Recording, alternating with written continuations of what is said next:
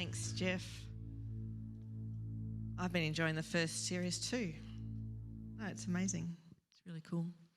Good morning, everyone. Good to see you. Dreams. Dreams are funny things, aren't they? You know, sometimes we kind of get caught up in dreamland and just our minds wander. And, you know, when we kind of line it up with God, we think, well, am I allowed to dream? Is dreaming something I'm supposed to do? You know, I've heard that says that God, you know, determines everything, that he's predestined us and that's the way that our life is going to be. And so we just have to work out what God says and follow it. But then other times we're encouraged to think about our future and think about what is possible for us and what God might like. And so we can get a little bit confused about, well, what do I do with dreams? Well, I think dreams are great. I like dreaming. I dream all the time. But I really believe that God plants dreams in us and desires in us and ideas in us. But not just for us to go, okay, that's it, off I go and do it. He plants them because he wants to work with us in those spaces. But what happens when we don't know what to do? You know, when we've got ideas, we've got dreams, but they're just, how do we go forward with them? You know, Jeff and I were living in Thailand 20 years ago, and we were living the dream, the Christian dream. We were missionaries. We were doing the God thing, and we were living there, and we had it all mapped out, and the plan was I was pregnant with our first child. We got the hospital. We, you know, had the right doctor. We'd even bought across a car seat from Australia because we were good parents and we wanted to make sure it was Australian standard to go in our ute that didn't actually have a car safety hook. Anyway, we would have been safe somehow.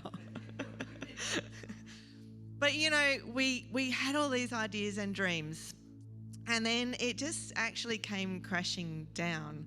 The work suddenly shifted, things changed, and even though there were other options that we could have followed, other, you know, doors opened in Thailand, we never felt quite right about those. And in fact, we had this sense that God said 5 years in Sydney, go back.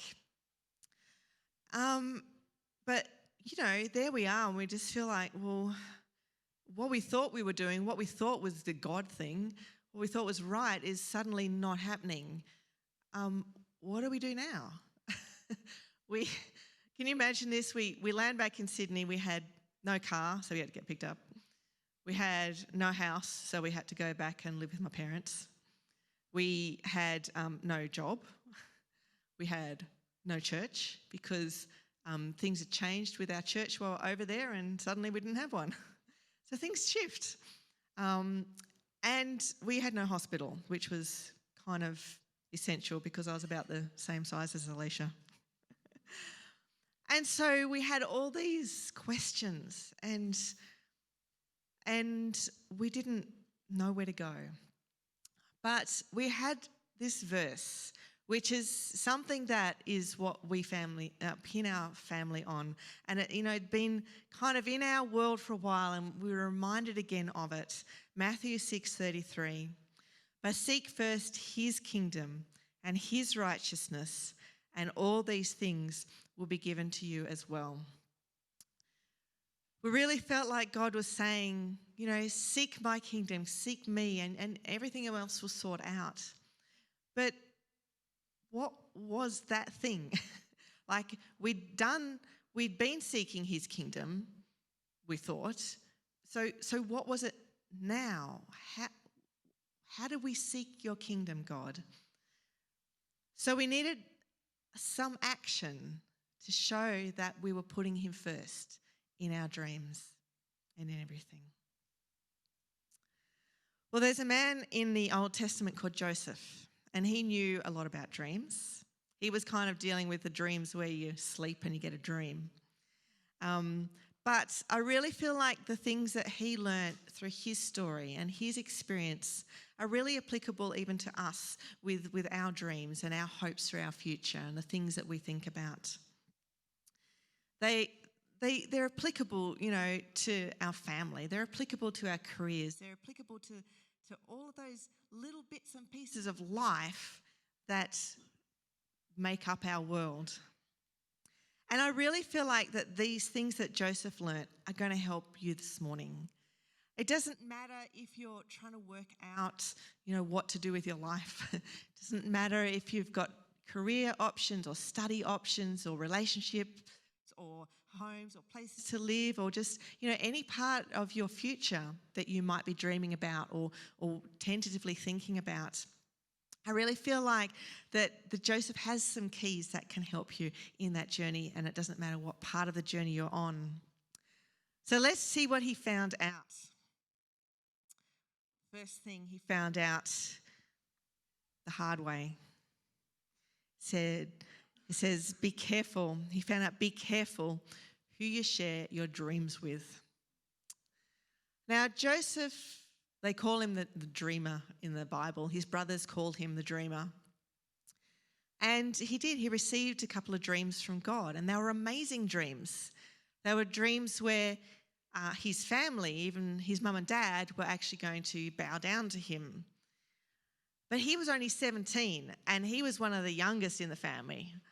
And when he blurted this out to his brothers, they didn't take too kindly to that. Even his mum and dad felt that he was stepping over the line a bit, that that's just going way too far. You see, Joseph probably chose the wrong people to share his dreams with. When we have a dream, God asks us to trust him in that space. In Proverbs 3, verse 5, it says, trust in the Lord with all your heart and do not depend on your own understanding. At age 17, Joseph had no idea what that dream meant. He just kind of took it as something pretty cool, but he didn't understand what it meant. He needed to learn to trust in God in that space, to try to take hold of it and take it on and do what he thought he needed to do with it, but to trust God in that. And in order to do that, he probably needed to get around him people who would encourage him to trust God. He needed to gather people who would hear the dream, but not slam the dream, who would hear it and go, okay, Joseph, what does that mean now? What are you going to do today to trust God in that dream? And that's what we need too. Some of our dreams, we don't understand them. We get this idea and this thought, and we think, well, what is that about? And we don't understand it. And some of our dreams, they can be a little bit out there. It might be something way for the future. And you think, how am I ever going to get there? And it looks like it's not possible. You don't look like the right fit for that thing, but yet your heart's there.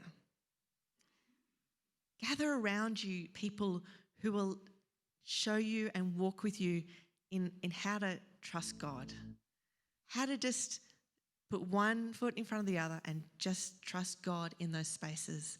Not look at the big dream, but just in the everyday, just put one foot in front of the other and just trust God. That's how we keep God first in our dreams. We're wise with our sharing. We gather people around us who are going to lead us back to just trusting God. Second thing that Joseph discovered is that when we work for the Lord, we will be blessed and be a blessing. Joseph ended up offending his brothers so much that they sold him to Egypt to be a slave. So he turned up in Egypt and he was bought by a man called Potiphar and ended up being in Potiphar's house. And if Joseph looked at his situation, it probably looked like that dream was just a fantasy. There's no way that would happen now. And he could have been feeling quite down and just questioning everything. But Joseph didn't do that. Instead, he chose a different path. He kind of must have read the New Testament ahead of time, because it says in Colossians 3:23, it said, "Whatever you do, work at it with all your heart, as though working for the Lord and not for human masters." Joseph took hold of his life, and he didn't look at all the bad bits in it, but he said, "This is where I am, and I'm going to do my best." He knew who he belonged to. He knew who his family was. He'd probably heard the words that had been spoken over his grandfather and his great-grandfather, and he knew that he was a part of the family of God. And so therefore, he was going to honour God wherever he was. In whatever situation he was in, he chose to honour God. And so Joseph extended that all through his time in Potiphar's house. And he rose up in that household, and he was acknowledged as being an amazing worker and working hard. And so Potiphar gave him authority over all of the household under him. But then when that went south and he got accused wrongly and put back into jail, he didn't just lose the plot then.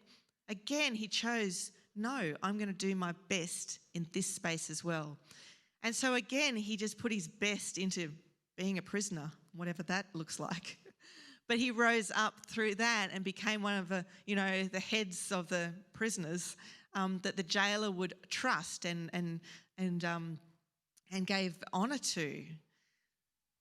And then again, when he ended up working under Pharaoh, he put his best into that and did the best for that nation. Even though it wasn't his country, even though they weren't his people, he did his utmost best to look after that nation and make it prosper. What is it for you today? What is it that you're in, your situation? Are you in the middle of a crushed dream? Jeff and I, when, we kind of had to find that thing, what was it going to be where we could put God first? But we were feeling down too. But for you, what is it? Are you in a situation where you just don't think that dream's going to happen?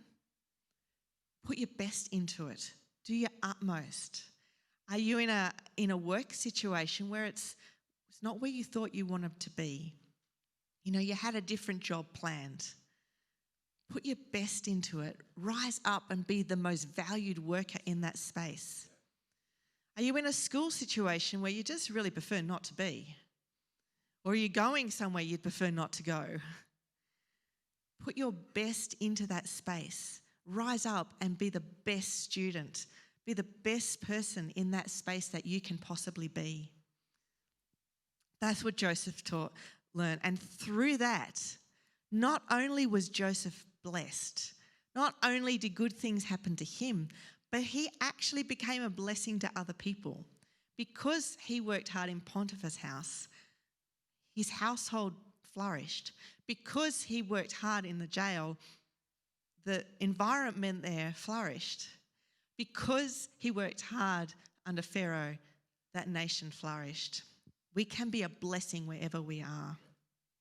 If we keep God first in our dreams, we will work our best in any situation. The third thing that Joseph learned was he learned to choose God's way of doing life.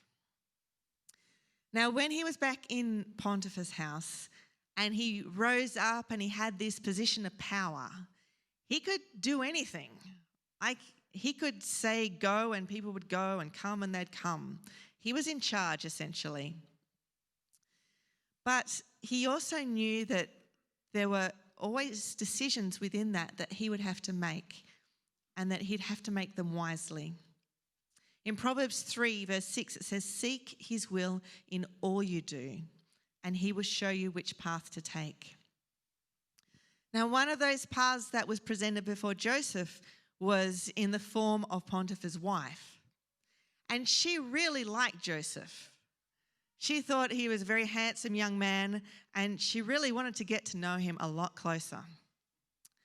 And so she tempted him. She tempted him to come to her. But Joseph knew his limits. He knew his limits because he knew what God said. He knew God said, honour someone else's wife, honour someone else's husband. Don't take what is not rightfully yours. He knew God's way of doing life. And so he knew the limits to his power, and he knew limits and the boundaries to what was open for him. And so Joseph chose to say no and to put that limit there and to not go forward. In the middle of that, it caused his station to come crashing down again, and that's when he ended up in jail. But see, if we put God first in our dreams, we know the limits and we know that he will take care of it. We can trust him that it'll be okay. God first in those dreams is so much more important than doing what we think other people might want us to do or being tempted away. You know, what is it for you today? Is there an attractive proposition in our business or in work or, wage, or is there something where you might have to go somewhere or come away from something that when you weigh it up, you think, actually, that's going to cause me problems. That's going to draw me away from God first. It might draw me away from my family first, and God asked me to look after my family. Is there something in your world that seems like it's tempting you away from God? It looks good, but it's not actually going to further that dream. If we keep God first in our dreams, we actually know what those limits are. He helps us with those decisions. He puts those things in our hearts, and he says, that's enough. Stop there. The fourth thing that Joseph learnt was to be patient. Take the long view of life. Joseph was 17 when he first received that dream about his brothers and his family bowing down to him. And then he went to Egypt, and he was a slave, and he was in jail. And, so many things up and down and round about that formed his life. But 22 years later, Joseph found himself standing in the presence of 10 young men, his brothers, bowing down before him, asking him for grain. You see, Joseph had spent the last 7 years in charge of Egypt's economy, essentially. He'd understood this dream that Pharaoh had had, that said that there was 7 years of plenty and 7 years of famine coming. And Pharaoh had asked Joseph to take charge of organising for that country to survive those years. And so Joseph, with God's wisdom, had set aside grain in those 7 years of plenty and stored it up ready for the 7 years of famine. And not only did this famine affect Egypt, but it affected all the lands surrounding. And suddenly, as Joseph is standing there with these brothers who didn't actually recognise him, bowing before him, what was going through his mind? Did he get that flashback for that dream and think, I told you so? What was going on? In that space, Joseph was actually humbled. In that space, Joseph realised that in these last 22 years, that God had been in control the whole time. That through the good and the bad, God was there. We just sang that song, Waymaker, Miracle Worker. It just talked about that sense that God is there through every single thing.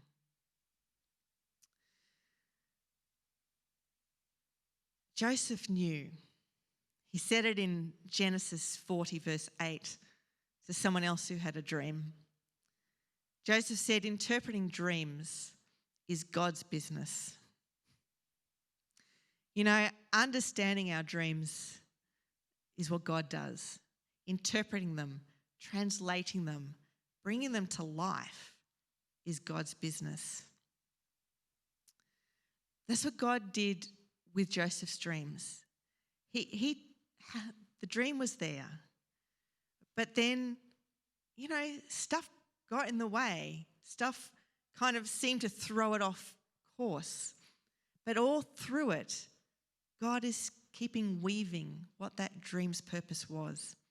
And the purpose of that dream that Joseph had absolutely nothing to do with Joseph, but it had everything to do with God's glory. It had to do with the fact that God wanted to look after his people. This funny little tribe that was only just starting to grow. These 12 brothers became the nation of Israel, and God wanted to look after them. And so he orchestrated for this man, Joseph, to be the way where they would be looked after. Because God had a greater plan for this funny little tribe called Israel, and it was our salvation. That all these things were working out for God's glory and for blessing the entire world. That dream was not about Joseph. That dream was about God, and it was about his glory and about his blessing others. If we keep God first in our dreams, you know, God takes hold of them. He takes hold of them and he weaves them into his purposes and into his dreams for us. He translates them for his glory. What is it in your dream? Like, does it seem like it's not happening? Does it seem like it's not possible? Just be patient. Take the long view. And remember that it's not actually about you. As amazing as your dream might be, our dreams are for God's glory and for his purposes, and so that we can bless other people. You know, when Jeff and I put God first in our dreams, we had that decision to make. So what's the one thing? What's the one thing right in front of us right now with all these decisions around us? What's the one thing we can do to put God first? So we found a church. We felt like that was the first thing that we could do to put God first in every single thing, everything else that was going to happen in our life. And so we stumbled across Christian City Church Ride, which has become C3 Church Ride. We ended up there, and from that place, we chose, okay, well then we'll live in this area, and we'll get this work, and we'll buy this car, and we'll go to this hospital. And all those little parts of the puzzle started to flow. And then over the last 19 years, we have seen how God has taken hold of our dream and translated that in a way that we couldn't probably have imagined. You see, when Jeff and I came back from Thailand and we heard that thing 5 years in Sydney, our immediate thought was, okay, 5 years in Sydney and then we can get trained up and go back to Thailand. Because we probably were a little bit, inexperienced when we went there, and we might need to know a little bit more. So let's use the 5 years for that. Well, God does things in funny ways when we put him first. And even though that dream was there, God just, one step at a time, as we put him first, we found ourselves in Bathurst 14 years ago. That was the 5 years in Sydney, and then we moved to Bathurst. And then from that space, from this church plant, what we have seen is we've seen our influence in Thailand to be so much bigger and involve so many more people than what Jeff and I had originally thought. You see, we thought it'd just be the two of us and a baby, going back to Thailand.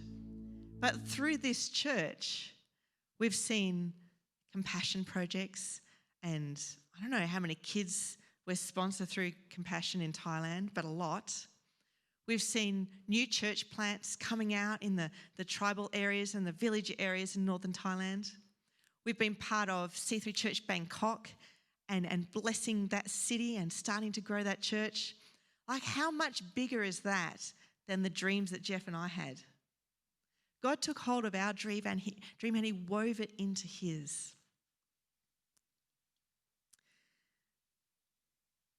Today you might have decisions to make. You might have dreams that you're wondering what to do with. They could be dreams for study or work, careers, homes, families, travel one day. All sorts of dreams. God actually wants to dream with you. He never intends on this being just okay, this is what I say, you go and work it out. Or even think up something and I'll work with you. No, he wants the two to weave in together, to meld in together. He's given you heart and desires for a purpose. But they're a purpose much greater than what you think they are. They're a purpose that's in him. But God also has plans and dreams for you. This is what he says about his dreams for you. In Jeremiah 29:11, he says, "For I know the plans I have for you, declares the Lord. Plans to prosper you and not to harm you. Plans to give you a hope and a future." That's what God dreams for you. It's pretty broad, isn't it? Plans to prosper you and not to harm you.